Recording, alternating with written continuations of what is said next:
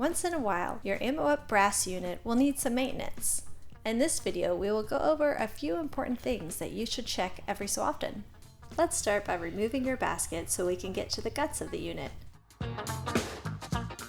First, you want to check that all your ejector fingers are in place and functional. If you have broken an ejection finger, simply pull at the base of the finger up and snap it off. Replace it with a new one by snapping it back onto the bar. On all of our brass units, we want there to be minimal gaps between the fingers. When there are gaps, brass jams tend to increase. If you find gaps, snap spacer clips on either end of the finger bar until all significant gaps are gone, making sure the fingers are sitting in the middle of the wheels as you insert the spacers. It is important to check your collection drum often. If the collection drum is wobbly or shifty, it can cause several issues. One issue is that the fingers can actually get stuck in between the collection wheels. To fix this issue, make sure that your fingers are not stuck between the wheels, and then make sure that the wheels are straight up and down, perpendicular to the table. Now, grab two 7/16 inch socket wrenches. Place the socket wrench on both sides of the collection wheel drum, as shown here.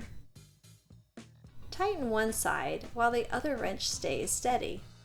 Tighten until snug, but don't over-tighten.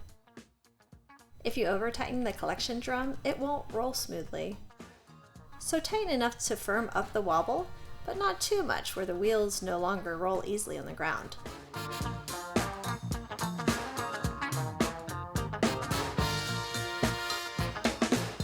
There is a sweeper bar underneath the ejection fingers. The purpose of this is to knock down any brass standing up so the collection wheel can grab it. If the bar gets disoriented, it will not knock down the brass, and you will notice the brass that is being skipped over is standing straight up.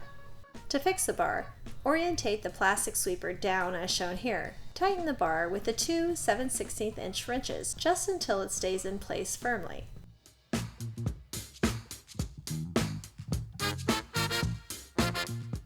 Once in a while, check the stability of the frame by grabbing the top bar and the bottom bar and checking it for movement.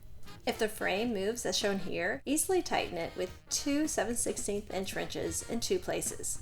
The two nuts on the outside of the frame on the top bar and the two nuts on the outside of the lower bar. Be careful not to over tighten and cause a bow in either of the bars, but tighten enough to firm up the movement. Occasionally, look over the wheels of your collection drum. If you have some bent tines, just spin them back into place. Even if you have multiple broken tines, it shouldn't affect the functionality too much, but if it is, you can replace the individual wheels. You can find instructions on how to do that in the description below. If you have any questions, head over to the website or contact us by phone or email. Thanks for watching.